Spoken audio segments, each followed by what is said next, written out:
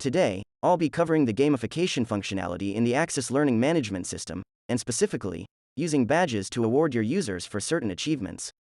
These achievements can be earned through simple tasks, such as completing a course, or they can be more sophisticated, and require a collection of different circumstances to be in place before being awarded. I'll start by opening up the Talent tab.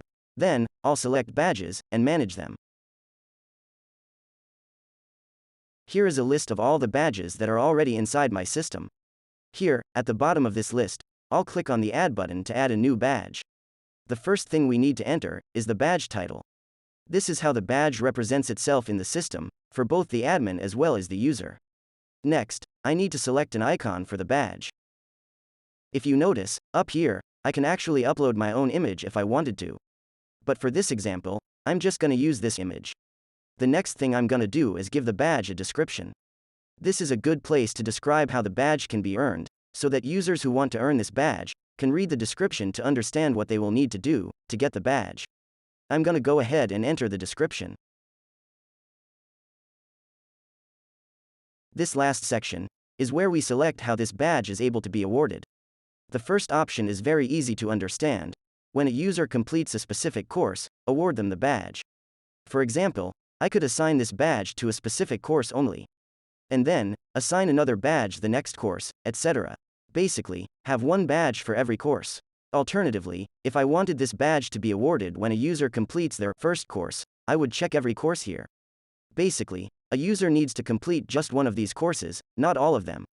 I can change this setting to handle if I want the course to be complete, or complete with a passing score. If I choose the requirement for a passing score, a user would need to actually have a passing score in the selected courses to earn the badge. This second option is very similar.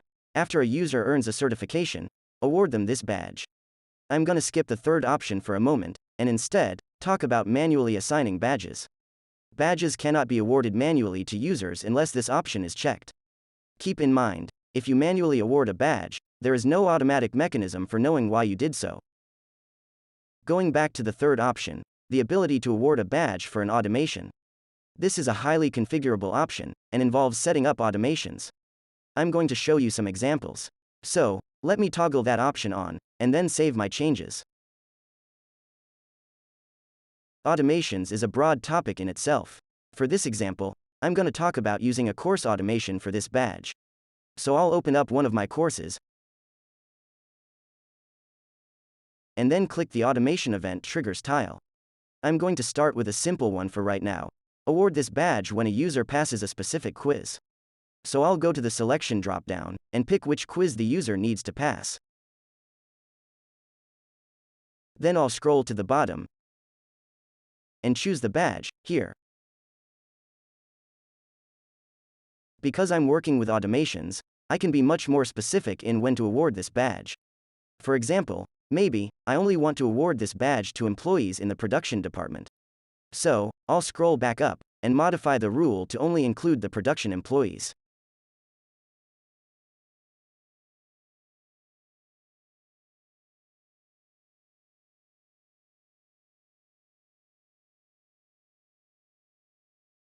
Now, look at this dropdown here.